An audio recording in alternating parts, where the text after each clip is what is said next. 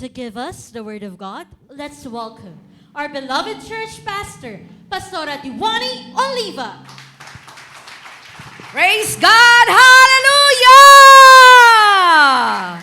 Praise the Lord!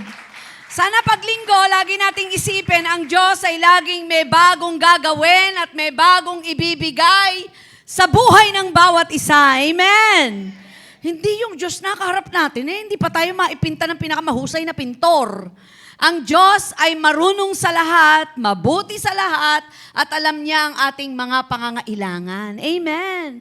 So be excited kapag tayo po ay haharap na sa panambahan, sapagkat patuloy na laging may inihahanda ang Diyos sa buhay ng bawat isa. Amen po ba? Excited kaya ako kasi isa sa pinakapaborito kong buwan. Hindi lamang ang buwan ng Mayo, Disyembre. Mayo, birthday ko. December, Christmas. Pero yung October, sobra po ang dating nito po sa buhay ng bawat isa sa aming pamilya. Dahil ito po ay month anniversary ng JIL Worldwide. Amen. Sa darating pong Sabado, mga kapatid, ay anibersaryo na ng Jesus is Lord Church Worldwide. Amen. Ilan taon na po tayo? 46th anniversary. And hopefully, by faith, magkita-kita po tayo sa Luneta. At dahil sa linggo, wala po tayo dito. Okay po? Lahat tayo ay nandoon sa Luneta. Kung kayo po ay walang sasakyan, gawa natin ang paraan. Magpalista lamang po doon sa table at sabihin nyo kung ilan kayo. So para po kayo ay mailista. Yan po. Gawa natin ang paraan yan para lahat tayo makarating doon. Siguro naman po kahapon nakita nyo ang pag-iingay ng JIL May Kawayan. Nag-motorcade po tayo. Talaga naman pinuntahan ang bawat kalsada para ipagsigawan ang masayang anibersaryo ng JIL. Okay, isang icebreaker lang po. Ilang taon na po ba kayo sa JIL? Di ba? Ilang taon na po ba kayo? 46 ngayon. Ako po ay 35 years na. This November 18, 35 years na po ako nagpapastor. Pero ako po ay siguro nasa 48 to 49 years na po. 38 to 39 years na po ako sa JIL. Marami na po ako nakitang himala.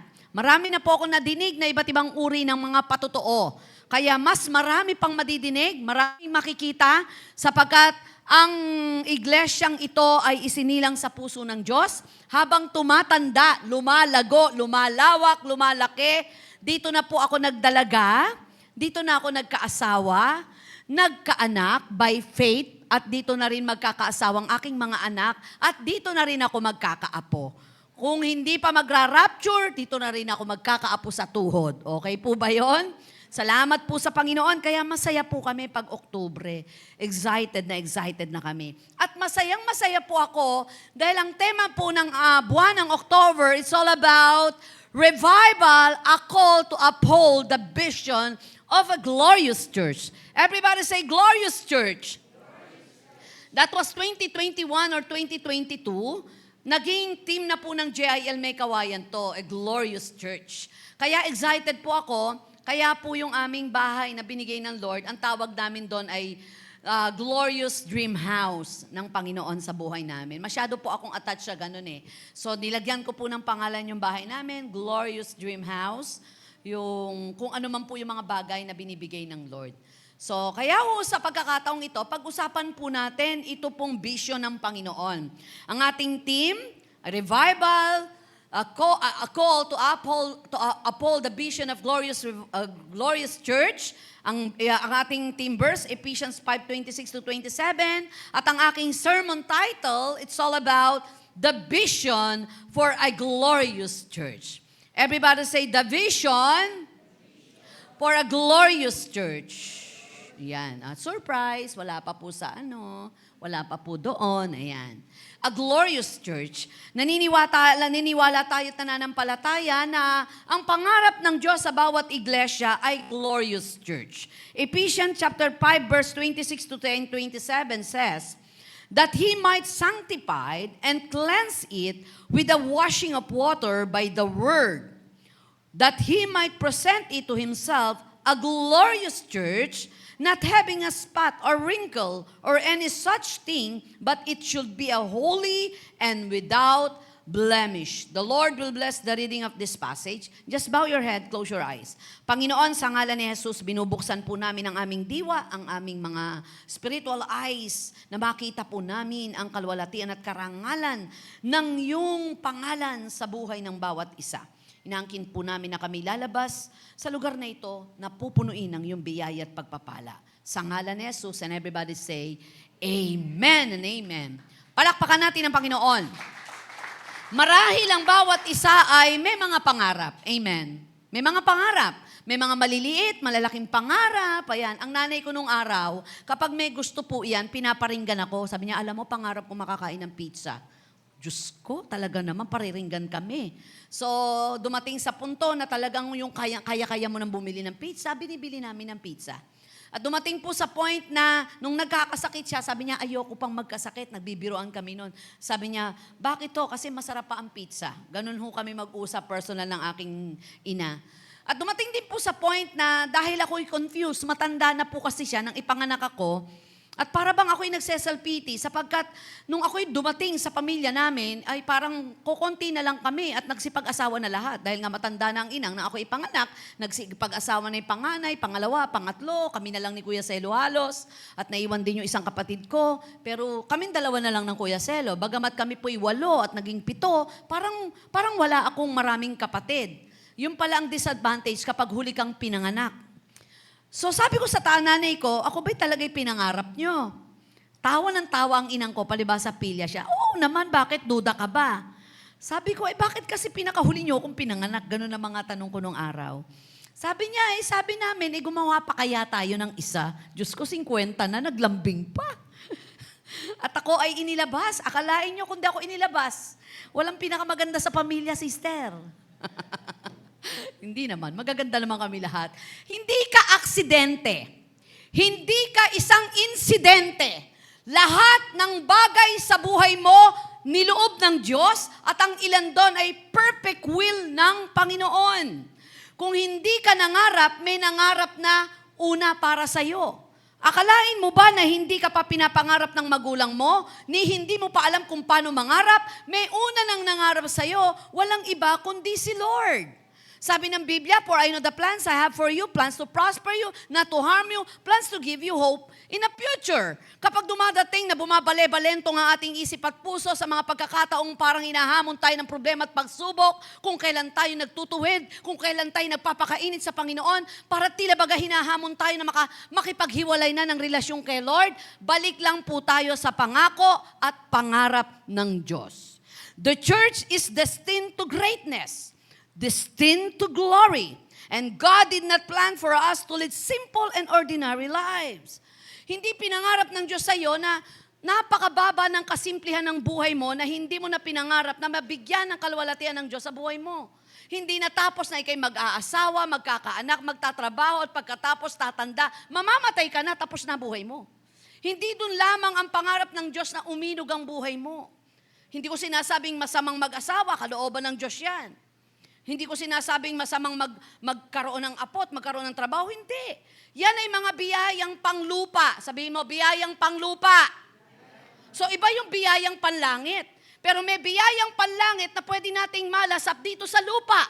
At merong pinaling biyaya na panglangit lang. Yung lahat ng yaman natin sa mundo, iiwan natin yan. Hindi panlangit yan. Hindi pwedeng nagbibiling ka na hanggang naghihingalo ka. Pwede ba lahat ng pera ko ilatag mo sa ataul ko?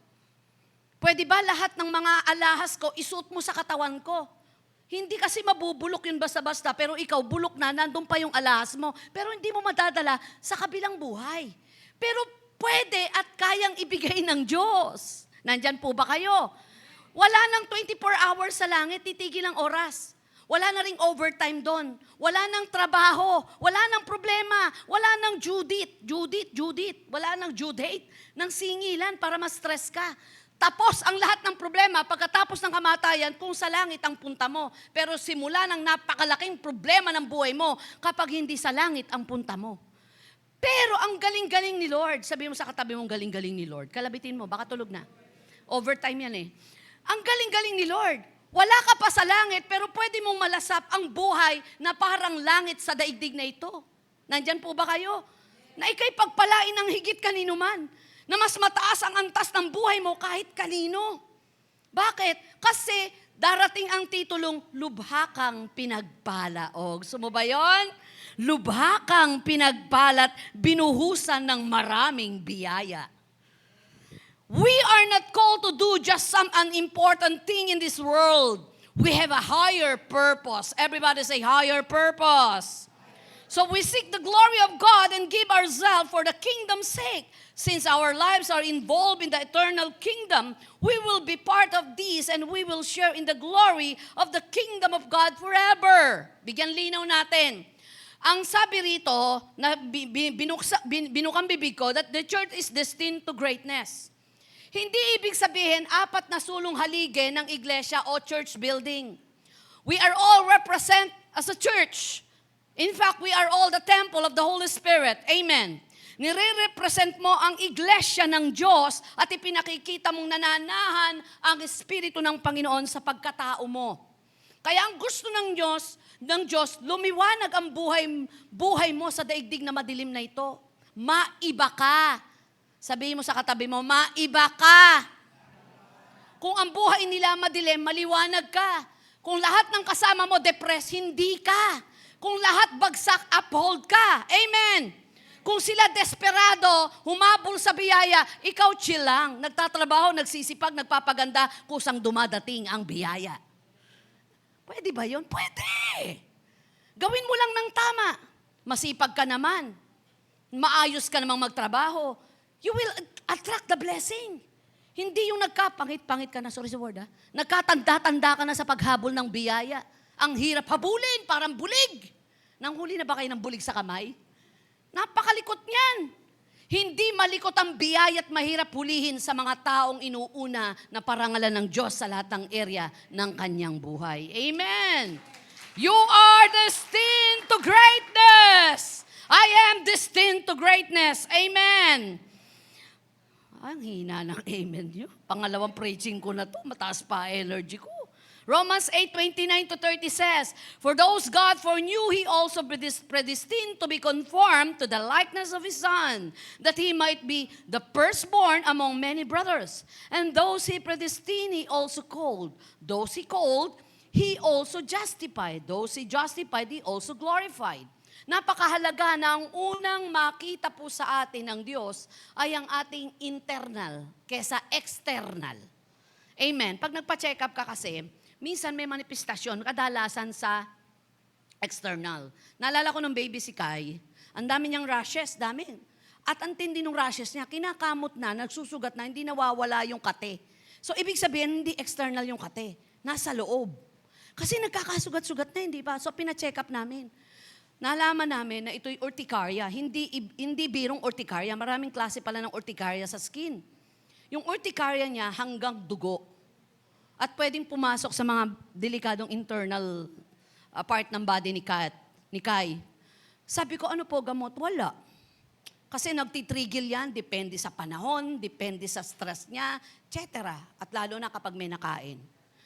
Tanggapin mo na lang na gano'n, mag-ingat siya sa buhay niya. Parang gano'n sabi ng doktor. Baby pa siya noon. So nag-pray kami, dinala ko siya sa JIL. Tatandaan ko na mag-a-anniversary doon ng JIL. Dala-dala ko siya. Kaya kanina nag-reminisce ako Nagbibilang ako ng napakaraming biyaya mula nang mapunta ako sa JIL at anong klaseng himalang aking natanggap. Every year, ganun po ako Dala-dala namin siya ni Pastor John. Siguro mag-iisang taon siya noon. Nung dinala po namin siya, nandun si Pastor Joey. Pinag-pray. Umiiyak po ako noon. Pagka-pray niya, pag-uwi namin, nawala po lahat ng rashes talaga. At mula noon, hindi na umatake yung rashes niya, yung urticaria niya.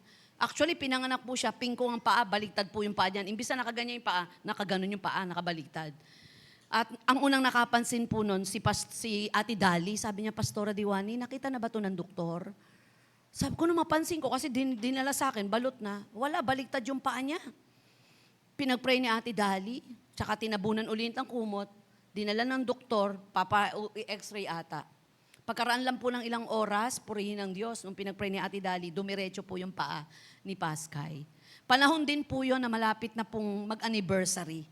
Kaya sino po ang pipigil ng aking puso na maging emotional pag Oktubre sapagkat laging may pinakikita ang Diyos na mabuti ang Diyos sa lahat ng panahon. na naglilingkod at nagpapatuloy sa Kanya. Amen ho ba? So na-example ko lamang po, akala namin yung kate, ito lang. Yung pala may problema internal. Ganon din po sa buhay natin. Mas concerned si Lord na yung puso mo nakatuon sa akin, kesa naman nandyan ang physical mo, wala naman ang puso mo. You're physically present but mentally and heart absent. Kaya ang dinidil ng Lord at binibisita niya, hindi maganda suot mo ngayon, maayos ka, binigay mo tithes mo, kamusta ang puso mo? Nakatuon pa ba sa akin? Yun ang inaayos ng Diyos. Kapag ayos ang puso't isipan natin, ayos ang biyaya, madaling darating, hindi ka na maghihirap pa, nandiyan kusang papasok sa buhay mo.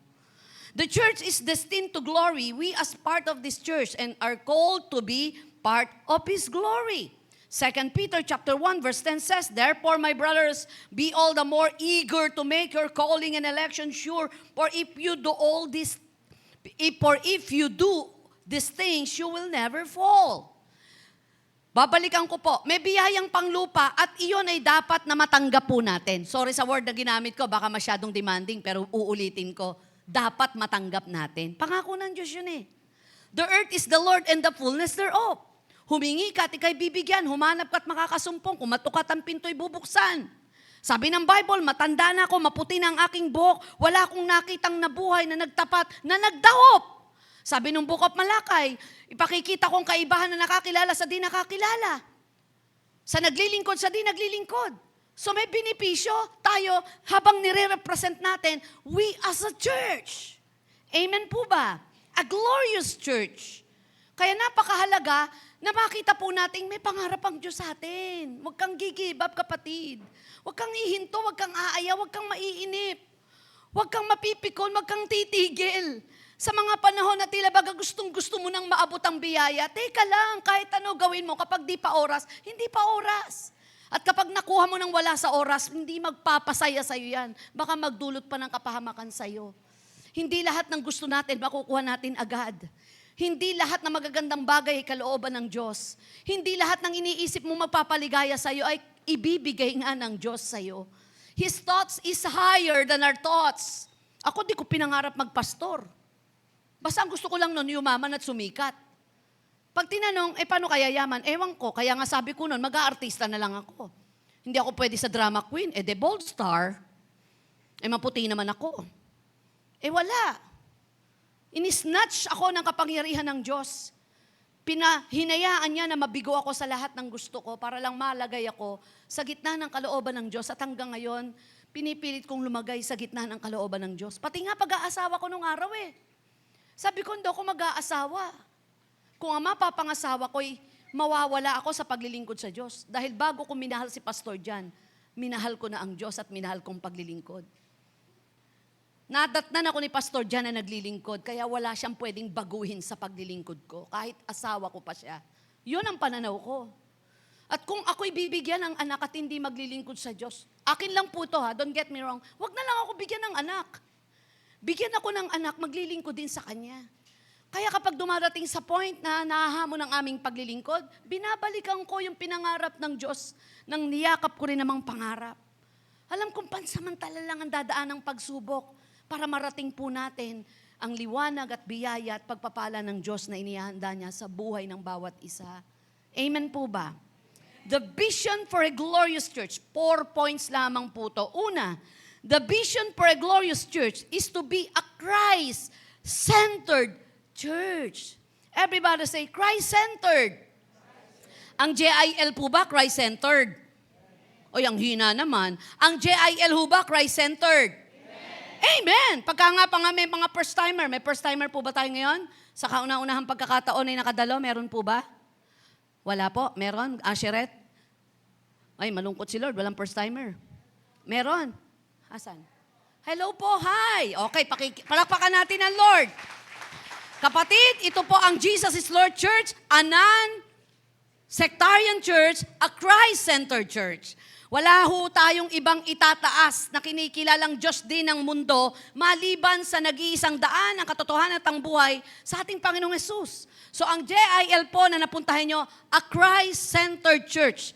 Walang sentro sa kalagitnaan ito. Hindi si Pastora Diwani, hindi ang CMT, hindi ang iba't ibang pastor, kundi si Jesus lamang. Amen po ba?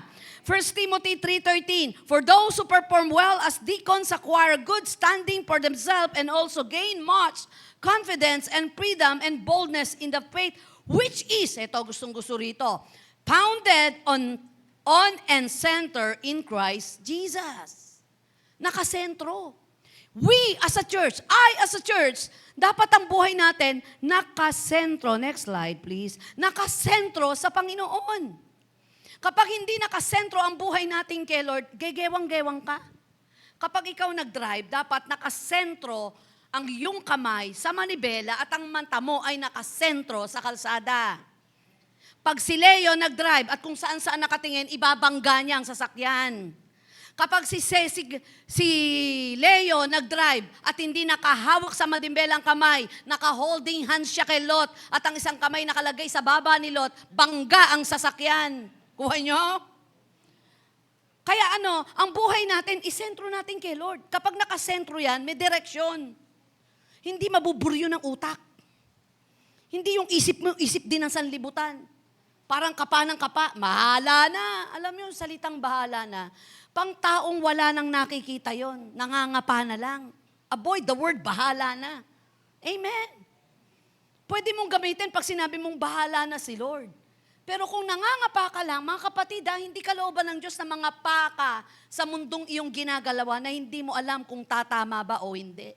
Buti pa yung family day na tinong araw di ba? Nung last 2 weeks ago. Pagka sinushoot mo yung ganun. At least may pagpipilihan ka, ayaw ma-shoot dito ako sa gitna, dito sa gilid. Di ba? Tuwan-tuwa ako Yung mga kapatiran, nangaway to, walang na-shoot. Tapos ako din sabi ko, walang ma-shoot, mali yung pagkakalagay nyo, iayos nyo nga, ilapit nyo sa akin, then may na-shoot. Ang buhay Kristiyano po, kapag nakasentro tayo sa Panginoon, tinitingnan natin siya, sinasaalang-alang natin siya. Sa panahong nahihirapan tayo, sinesentro natin ang isip natin sa Kanya, naiibsan tayo. Lumuluwag ang pakiramdam. Bumabata tayo. Amen o ba? Pag tinanong, blooming ka ngayon, kasi si Lord, sasabihin ko, naman napaka-spiritual mo. Di ba nakakaalwan ng kaisipan at kapayapaan ng puso kapag ang lahat ng bigat ay nawawala sa iyo at ipinapasa mo kay Kristo? O pinapasa nyo sa asawa nyo, ikaw mukhang 30, yung asawa mo mukhang senior citizen. Di ba? Pasa ng pasa kay Lord at maging sentro siya ng buhay ng bawat isa. Ikalawa, the vision for a glorious church is to be a word-centered church. Christ-centered, word-centered church. Ang salita ng Diyos ang tanglaw sa ating patutunguhan, liwanag sa ating paroroonan. Psalms 119 verse 105. Di ba pag bibili ka, paborito ko ito Pag bumili ka ng appliances, meron po dong manual. So nakalagay po doon kung paano po ito bubuuin. Di ba? Kung paano ito bubuksan, paano i-operate. Palibasa ko mo familiar na, hindi mo nababasahin. Kaya pagka nagkamali, ay mali pala yung pagkakalagay ko. Ang manual ng buhay ay salita ng Diyos na magtutuwid kapag nalilikunan ng landas ang buhay natin. Kaya sabi ng Bible, meditate my word day and night, night and day. Maraming Kristiyano ang minemeditate, mapagkakakitaan, don't get me wrong, okay lang yun. Pero samahan mo ng salita ng Diyos na magpapatalino sa'yo para tayo'y bigyan ng biyaya at pagpapala. Ako dinala ko ng Diyos sa isang simbahan, na grabe po yung mga ibang worker doon. Milyonaryo talaga. At JIL. Mata, kitang-kita ng mata ko. Talagang ang mga tao doon, ang yayaman. Grabe.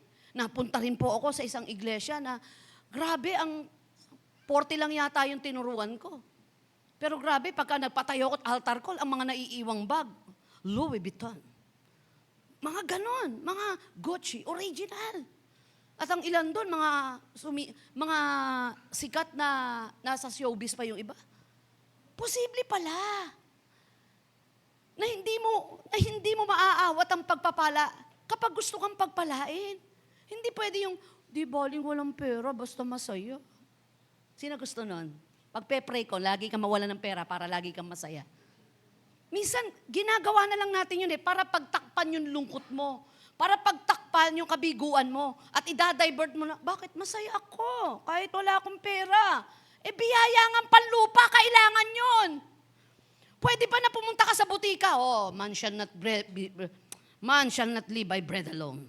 Sabi ng Lord, bigyan mo ako ng Hindi pwede. Hindi pwedeng magpakasal ka na mala Eva at Adan ang inyong kasalan. Nakuha nyo na yun. Wala, pang matalino yung aking joke. Diba? May biyayang panlupa na inilalaan ng Diyos, pero huwag kang magmukhang biyaya. Let us seek the giver and not the gift. If you seek the giver, not the gift will follow you. Amen. Shall be added unto you. Kaya ano kailangan natin? Word of God na mag-aayos at magtutuwid ng buhay natin. Si Jesus na siyang ating kanlungan at gabay kapag tayo'y nagkakamali sa buhay.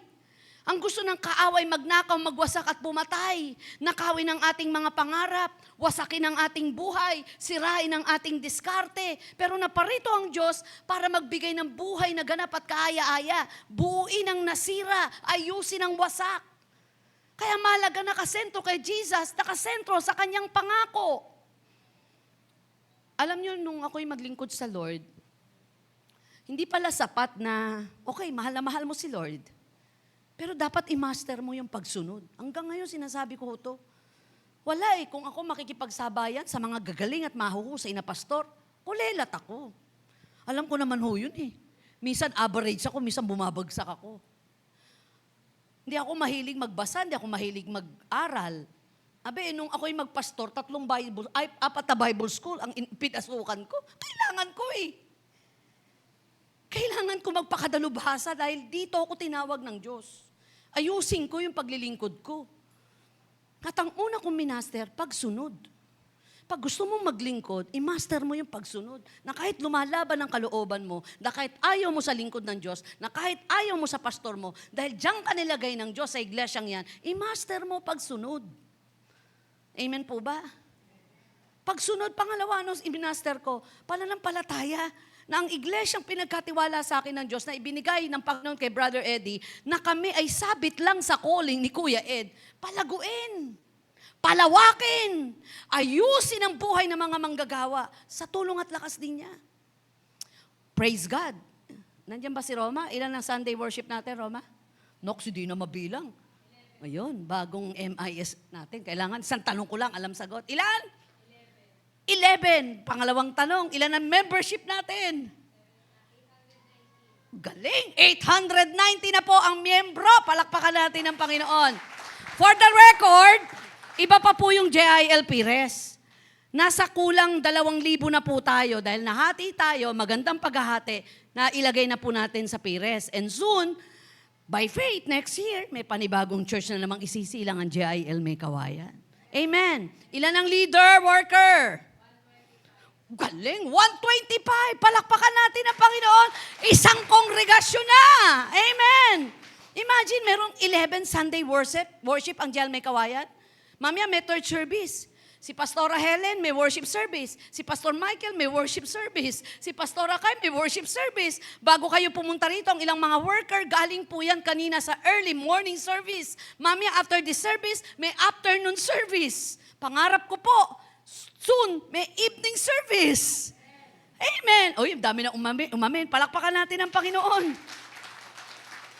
Word center tayo Abi, kung ang tinignan ko lang, lakas ko, lanayaw na ako, paano mapapalago ito? Dumating ako sa JIL May Kawayan, ng mga nakaraang ilang taon na, ilan lang ang tinuturuan natin, nasa isang makitid na bahay tayo na ginawang simbahan. Thank you kay Nanay Conching na pinahirap. Ilan lang ang kumakasya? 20, 15. Nabiyak pa nga nung ako maging pastor dahil batang-bata ako noon at patuloy na binibiyak. Bible study ba naman doon sa lugar nyo? Di ba nabibiyak? Biyak ng biyak. Salamat po sa Panginoon. Kung hindi mo tinitingnan na ang sentro ng iglesyang ito at ang salita ng Diyos sa iglesyang ito na siyang inahawakan mo, ayaw ka. Ngayon pati liputan, ubihan, umaaten. Tawid ilog yun. May gawain na tayo doon. Si Pastor Leo tsaka si Pastor Noel. Kasama ang kanilang mga assistant, Pastora Lot. Pastora Apple. Walang mga, kasama pa minsan sila Eden at sila Obed. Pag punta ka sa lipot, sige po, pastor, pato ka sa ubi, punta. Kung gusto niyo magpabukas ng mga Bible study, life group, sige. Ilang school natin? Ilan ang school? Very good, bigyan ng jacket yan. 6 na school, meron tayong gawain. Ilan ang company? 4, naku, wala nang ginawa sa buhay niya, kundi mag-memorize. 4 na kumpanya. Meron po. Nandyan po ba kayo? Kasama ang munisipyo, may Bible study tayo dyan. Kasama sa taas na to. Pati nga Ukayan. Meron tayo. Kundi lang ibibilang yung mga palengke na pinupuntahan ni Pastora Helen, nabilihan ng mga kung ano-ano, di na natin binilang yun. Iba, kaya nga minsan may pa-ice cream tayo. Yung pinakamasarap na ice cream sa buong May Kawayan. Si Pastora Helen ang nagpa-Bible study doon. Kundi lang iniingatan ni Doktor yan. May Bible study rin sa clinic. Isa sa pinakamalakas na clinic at pinakamahusay ng doktor sa buong May Kawayan. May Bible study tayo doon. Iniingatan lang ni Doc yan eh. Biro mo, walang pakialam yan, tuturo yan, ganyang karami pasyente. Imagine, bakit? Pasweldo ba kayo? Baka mamaya, akala nyo 70,000 sweldo ng mga yan. Wala! Yakap lang ni Jesus at yakap ko lang po sweldo ng mga yan. Pero mo, dating walang birth certificate. Hindi nga niya alam kung saan kukunin ang birth certificate. Ilang bansa na napuntahan? Next year, may pupuntahan pa uling bansa yan. Naglingkod lang kay Lord. Hallelujah! Hindi nga alam itsura niya kung ano itsura ng eroplano sa tunay na buhay. Hindi alam ano itsura ng pasaporte. Naglingkod ng walang inasahan. Sinentro ang buhay sa Panginoon. Sinentro sa salita ng Diyos. At ang Diyos ang nagpalang totoo. 2 Timothy 3:16 verse 17, all scripture is God-breathed and is useful for teaching, rebuking, correcting, and training in the righteousness, so that the servant of God may be thoroughly equipped for every good work. Sabi ni John MacArthur, no church can remain healthy long if the pulpit is not strong. And no pulpit is truly strong if the Bible is not the basis of the preaching.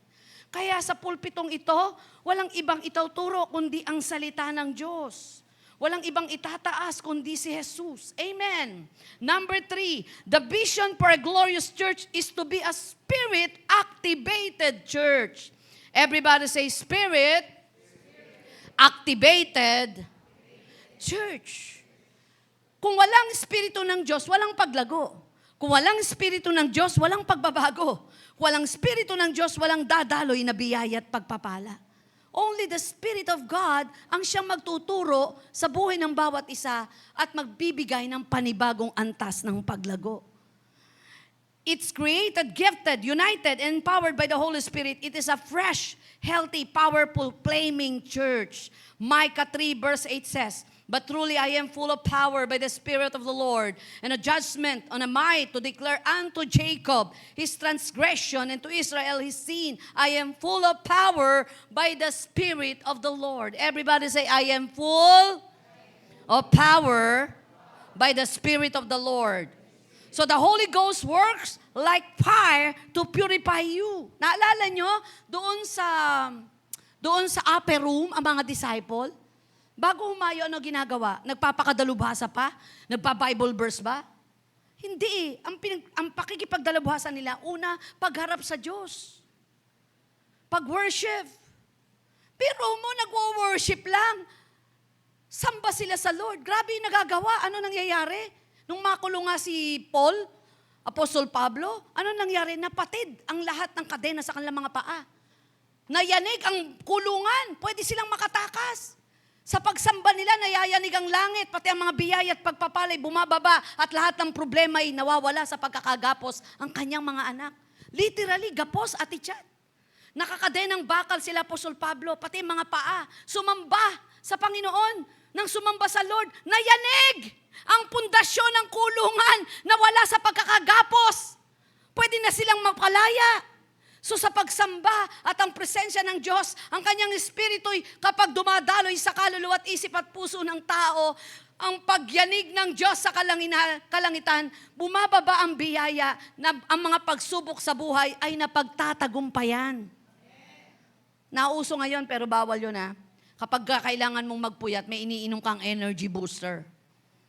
Kasi naiiba talaga energy mo. Grabe yun. Pero masama po sa katawan yun kasi hindi natural yun. Kung gusto mong malakas ka, una, kailangan mo salita ng Diyos. Malaki kinalaman ang madidinig mo sa pwede mong maramdaman.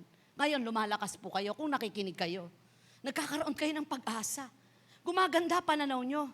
Pag-usapan natin utang nyo, tingnan natin paano nyo babayaran. Bumabagsak kayo. Pero pag-usapan natin ng Diyos ang magkakaloob, sa panahon hindi mo alam paano solusyonan yan, lumalakas kayo. Pag-usapan natin yung adik mong anak, bumabagsak kayo. Pero sabihin natin, kahit gano'ng kasama ang tao, kayang baguhin ng Diyos, kaya ng asawa ko. October 2 po, nadyaryo po kami, o balita na po kami. Nandyan po ba kayo? Nakabili po ba kayo ng dyaryo, October 2? Salamat po sa Jelme Kawayan. Naglabasan, wala na mabili ng dyaryo. Nakadyaryo po kami October 2, nakasentro po ang patotoo kay Pastor Jan. To be honest, di po namin alam yun. Itinimbre na lang sa akin, sabi niya, lalabas po kayo sa dyaryo sa Philippine Star. Sabi ko, bakit po? Yung patotoo po ni Pastor Jan at ang yung buong pamilya. Nung pumunta, may kumausap po sa aking worker sa prayer garden. Sabi niya, Pastora Diwani, congratulations to your family, especially to Pastor Jan. Sabi ko, alam niyo, posible naman po talaga siyang madyaryo, front page pa. Na iba itsura. Siguro akala niya magyayabang ako. Sabi ko, totoo po yun. Posible naman po madyaryo yung front page pa. Kaya lang, sa kasong pagpatay o kaya napatay dahil sa droga. But for the glory of God, nakadyaryo po kami. Walang kaso, kundi binigyan ng kalwalatian ng Diyos na binago ni Kristo ang buhay namin. Lahat po kami umiiyak talaga Naka-frame na po. So, ang dami kong copy ng dyaryo. Biro mo, pagbukas mo ng second page, malaki pa po yung portion natin. And I'm very thankful kasi sa 46th anniversary, yung maliit na buhay namin ay naging bahagi para sa patotoong ang Diyos ay mabuti sa lahat ng panahon. Diba, kinikilabutan ako, sabi ko, Dad, kung hindi ka pala nagbago at ikaw ay nagdodroga, naka-front page ka talaga, front page. Pero sa isang iglap, Ate Eden, binago ng Diyos ang buhay ng asawa ko. Kayang baguhin ng Diyos ang mga bagay na hindi natin kayang baguhin, ang mga tao na mahal natin. Sapagkat walang imposible sa isang mahimalang Diyos na gumagawa sa lahat ng area ng ating buhay. Magpakatatag lang, kapatid. Magpakatatag at magpatuloy. Ang buhay ay serye ng iba't ibang uri ng pagsubok at pagpapala. Ano mang serye ng buhay mo po ngayon? Pagsubok ba ang pinagdadaanan mo ngayon? Tatawid ka lang dyan ng Diyos. At pag nilingon mo, tatawa ka na lang at sasabihin mo, paano ko na kaya yun? Paano ko na pagtagumpayan yun? Only the Spirit of God ang magbibigay sa atin ang lakas. Nandyan po ba kayo? Di ba kapag sumasamba ka na sa Lord, naiiba na yung pakiramdam mo Di ba kahit nga mga lumang awit, si Jesus lamang ang O, iba-iba ng lyrics, katugunan, kailangan, di ba talaga naman, whatever. Kailangan, katugunan, kasagutan, pero naiiba damdamin natin. Every time na humaharap tayo sa Diyos. Yung mga nag-a-apply ng trabaho, sige, nag-a-apply ng trabaho, tinawagan ka, may interview ka, di ba kahit paano nangangatal ka? Nangangatal ka. Naalala ko si Isay sa Kosay. Pag ako kasi nag-message, Isay, tagal sumagot. Siguro mga 3 linggo. Hindi, joke lang. 3 oras, sabi niya, Pas, bakit po? Nangangatog po kasi ako pagka...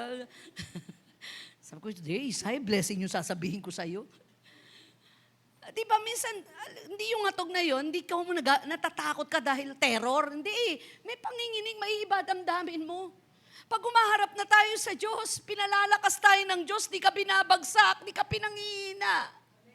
Walang lumapit sa Diyos na pinanghinaan. Walang lumapit sa Diyos na na-discourage. Lumapit ka sa tao kung ano pinag-usapan nyo, pag uwi mo yun ang dala mo. Pero pag lumapit ka sa Diyos, hindi maaring hindi ka lalakas dito. Amen po ba? Palakpakan po natin ang Panginoon. You need the fire. You need the fire of the Holy Spirit. Bakit po ang iglesyang ating kinabibilangan, ang vision po dito ay Spirit-activated church. Ang Espiritu ng Diyos ay nararanasan ng buhay ng bawat isa. May gumagaling, may lumalaya. Meron pong nakakawala sa anumang gawa ng kadiliman. Puno ng mga gandang bagay. Ganon din po tayo pag-uwi natin. Baka naman pag-uwi natin, siyempre tapos nito mga 12:30. Sinabi mo, oy, magsaing ka, gutom kami. Nalimutang magsaing. Nako, talaga namang ang kaldero humagi sa kabilang bintana. Di ba sinabi ko sa'yo, galing ako ng church, gutom ako! Diyos ko, kala mo naman kung saan galing, simbahan yun. Di ba? Dala natin ay himala, dala natin ay pagpapala kapag nandoon ang apoy ng Diyos. Amen. You cannot operate without the fire. Without the fire of the Holy Spirit. Tanging ang kapangyarihan ng Diyos ang magsusustina ng lakas ng pagpapatuloy natin sa Panginoon. Kaya meditate this word. Ang church natin, ang buhay natin dapat Christ-centered. Word-centered. Spirit-centered. Amen po ba? Palakpakan natin si Lord. Ika-apat at huli. The vision for a glorious church is the covenantal church. Pag sinabing covenant, pakikipag-isa. Pangako. Diba? Pangako. It exists in your covenant relationship with God, and together the members exist in a covenantal relationship with one another. Luke 22 verse 20 says, in the same way after the supper, he took the cup saying, this cup is a new covenant in my blood, which is poured out for you. Nung mag-Holy Communion, ang Panginoon, Last Supper, yung huling hapunan, ano ang ginawa ng Panginoon? Ang bawat kuha niya ng tinapay at kuha ng alak, sinasabi niya, ito yung pakikipagtagpo ko sa inyo, ito yung pangako ko sa inyo. Mamamatay siya at mawawala ng buhay, mabubuhay na muli. Pero yung kanyang katawan na pinako sa krus, nasugatan, kasiguruhan at pangako na may kagalingan sa lahat ng uri ng sakit karamdaman. Yung dugo ko na bububo doon sa krus, kasiguruhan ng kapatawaran, gano'n man kadungis ang ating buhay. Covenant. Kayo, kamusta ang covenant nyo kay Lord? Pastora, kapag pinagpala ako, papagawa ako ng church. Diba? May mga yumaman na nga ang sabi, magpapagawa ako ng church. Wala na, nalimutan na, pati pangalan ko. Kana nung isang araw nga, sabi niya, oo, may kausap po ako. Sabi ko, huwag kang mag-alala, okay lang kung hindi mo ituloy o hindi. Sabi ko, hehehe, masaya na akong nag-usap tayo. Siguro minsan yung kabiguan na nagpapahapdi ng puso natin, pero lagi nating isipin, kaya may kabiguan sa tao para makita nating may kasagutan sa Diyos, biguin ka man ng tao. Palakpakan po natin ang Panginoon. Sana pag covenant, covenant. Amen. Walang siraan kay Lord. Panginoon, pagpalain mo lang ako, yung aking first fruit sa'yo.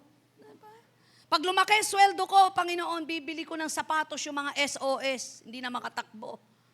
Kasi wala na pong mga, papapa-uniformihan ko yan. Bakit ba mga nakagown yan? Diba? Diba? Yung mga pangako. Ano, shoes ba kailangan nyo, Kuya Edgar? Ano ba?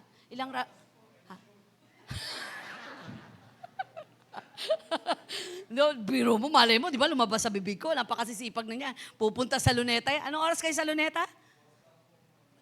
Alam niyo po, ang simula alas 3, alas 4 madaling araw, nasa Luneta na. Baka naman, di ba? Asheret, anong oras kayo?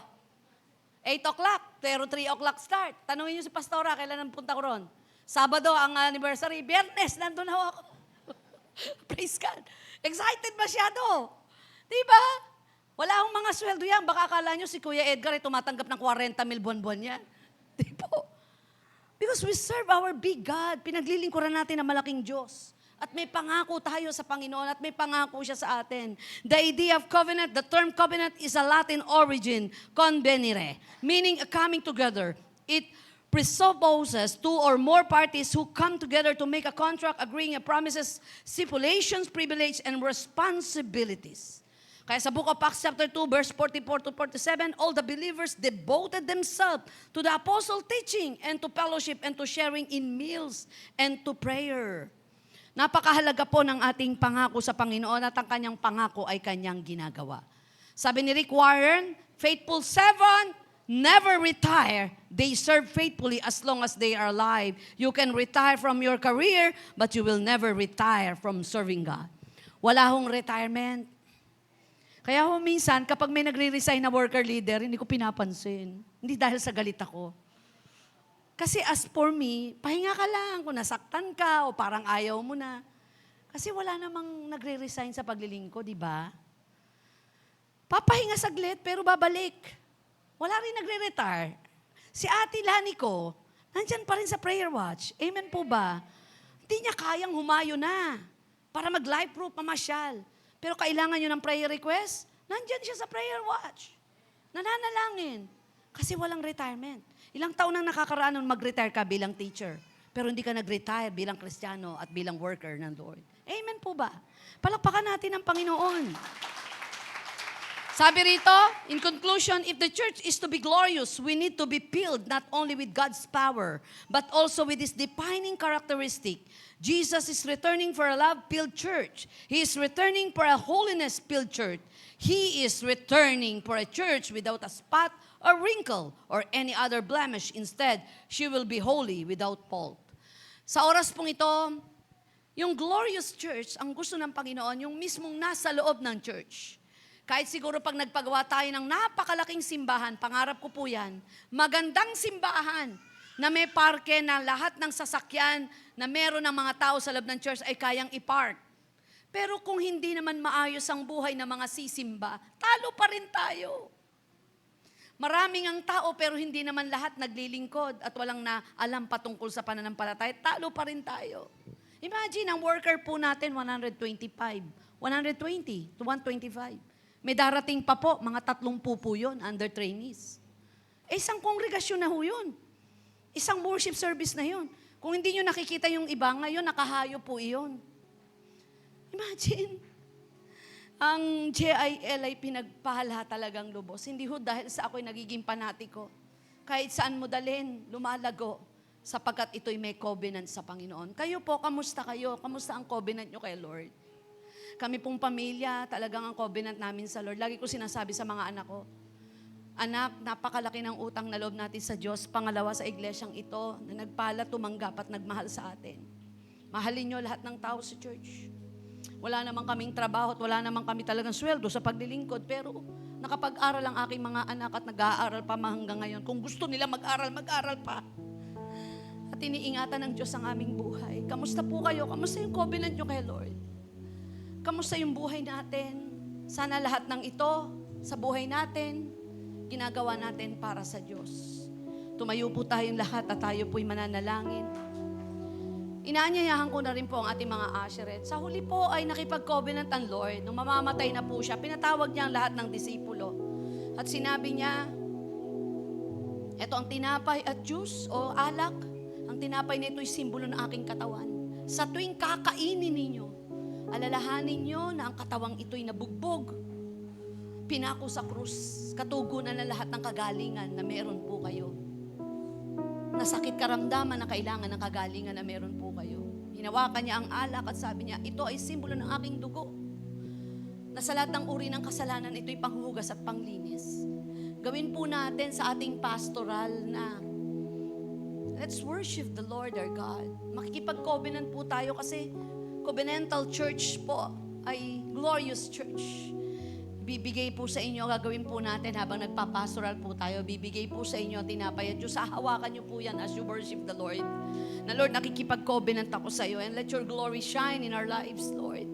Na lahat ng sagabal na sakit sa aking buhay, sakit sa isipan na punong-puno ng kabalisahan sa puso, kalituhan, puno ng sakit, puno ng takot at pangamba, Lord, pagalingin mo ako. Sino man sa lahi kong may sakit ngayon, pagalingin mo. At itong alak na ito, juice na ito, simbolo ng iyong dugo. Ano mang kasalanang nananahan sa aking pamilya, Lord, dalangin ko na makakilala sa iyo. Lord, isanctify mo lahat, Panginoon, ng juice na ito, simbolo ng iyong pananadugo, at tinapay na sumisimbolo ng iyong katawan. Dalangin po namin as we go, as we worship you in spirit and in truth, hinahawakan po natin minto as a covenant, Lord, to a glorious church, O God. At inaangkin po namin ng tagumpay sa pangalan ni Jesus. Bago po tayo umawit, sige po, lapitan nyo isa-isa as we meditate this glorious church. Habang tumutugtog lang ang keyboard, patuloy po na let us meditate the Lord our God. Hahawakan po natin yan. We will continue to worship the Lord our God. Ito po ay pakipag-isa natin sa Diyos. Hindi nagkataon po na ito ang mensahe at ito po ay first Sunday at meron tayong Holy Communion. Sa huli, gusto ng Lord na muli, i-renew natin, i-revive natin yung covenant natin sa Lord. Na tayo makikipag-isa sa Kanya, mamahalin natin ang Diyos, mamahalin natin ang iglesyang ito, mamahalin natin ang mga kapatid at magpapatuloy at itatawid tayo ng Diyos araw-araw. At ano man ang meron tayo pagpapalain ng Panginoon sa oras na ito. Habang hawak po natin, let us worship the Lord our God. Hallelujah, Jesus.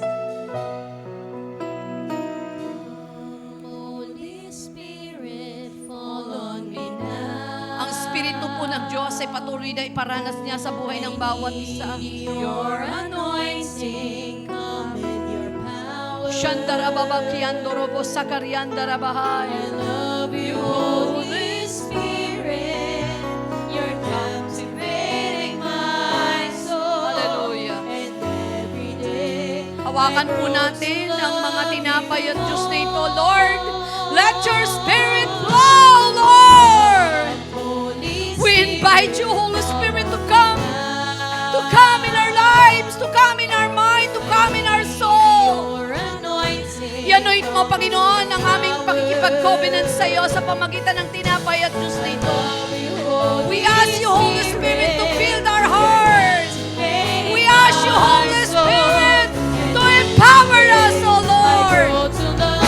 Oh, we love you, Holy Spirit.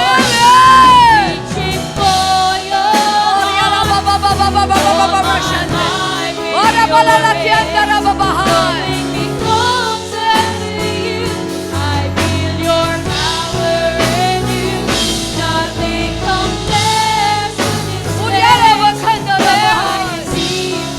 Thank you, Jesus. Let the infilling of the Holy Ghost, the infilling of the Holy Spirit. We love you, Holy Spirit. We love you, Holy Spirit. Drawing me closer to you. I feel your power. Nothing compares to this place. Oh, we give Where you. I can see you face to face. I worship you in spirit and in truth. Just continue to bow your head. Hallelujah. Umusal po kayo ng personal yung pakikipag-ugnayan sa Diyos habang hawak niyo po yung tinapay at juice. Sa buwan ng Oktobring ito, patuloy na lumalakad po tayo sa pagdagdag ng taon sa iglesyang ating kinabibilangan. Ano yung covenant mo? Ano yung i-revive mo kay Lord? Para sa pamilya mo, para sa personal mo, para sa iglesyang ito. Ikaw po yung nakakaalam ng prayer na yon. At narito ang Espiritu ng Diyos na nakakaalam at nagdadirect sa iyo. At sa oras na ito, ano yung sakit karamdaman na nais mong gumaling? Wala ngang sakit physical ikaw, pero meron kang unforgiving spirit. Nasugatan ka, nasaktan ka. May mga alaala ka ng nakaraan na nagiging daan para maging negatibong pagtanaw mo sa buhay. Maaring may mga taong nakasugat, nakasakit sa iyo, nagmolestya sa iyo, nagbigay ng sakit sa iyong kalooban, nataglay mo pa rin ang tromang iyon. O meron ka mga pangyayari na sa isipan mo hindi mawaglit-waglit na nagiging daan para maging mahina ang kalooban mo. Ano mang uri ng sakit, sa espiritu, sa kaluluwa, sa pisikal maaring wala ka pero meron kang pwedeng manaing sakit sa iyong pamilya. May lahing sakit ang pamilya mo sa ganitong uri ng sakit. O may problema ka sa relasyon. May dapat kang ayusin. Sa kaibigan, sa pamilya, sa mahal sa buhay, sa iglesia. O may problema kang pinansyal. Ang tagal-tagal-tagal na, pero hindi na be-breakthrough yung financial mo. Nahihirapan ka sa pag-iisip. Ano mang uri ng sakit karamdaman habang hawak natin ang tinapay na Diyos nito. And let's pray, Panginoon, sa oras na ito, Lord. Hawak po namin ang tinapay at juice. Simbolo ng iyong katawan. Simbolo ng iyong dugo. Nakikita mong pangangailangan ng iyong mga anak. May mataas kang pangarap at layunin sa buhay ng bawat isa. And we pray, O God, pakadalawin at bisitahin mo po kami sa oras na ito. Taas niyo po ang tinapay, Panginoon, isanctify mo pong tinapay nito. Prophetically, O God, in the name of Jesus, we declare, O God, healing upon healing, miracle coming from you. You are Jehovah Jireh, the Lord our healer. Inaangkin po namin ang kagalingan, Panginoon. Sa mga latay mo, Jesus, pinagaling mong yung mga anak. Sa aming isip, puso't kaluluwa at katawan, pinansyal at relasyon. Sa pangalan ni Jesus, we pray in the name of Jesus. In Jesus' name, sabay-sabay po natin kainin. Taas po natin ang juice in the name of Jesus, O God. Dahil sa iyong kamatayan at dahil, Panginoon, sa pagbuhos ng iyong dugo doon sa krus ng Kalbaryo, kaping lahat ay pinatawad, nilinis, hinugasan. Kaya sa oras na ito, Panginoon, dinideklara namin ang isang buhay na ganap at kaaya-aya. Pinuputol namin anumang sumpa, anumang kadena ng kaaway para kami hilahin sa pagkakasala. At sa oras na ito, kami yung pinapaging banal, inalis sa anumang condemnation ng kaaway sa pangalan ni Jesus. In Jesus' name, sabay-sabay po nating inumin. Maraming salamat po, dakilang Diyos, sa iyo po namin pinagkakatiwala ang aming buhay at inaangkin ang tagumpay. We bring back all to you the glory, all the praises. In the mighty name of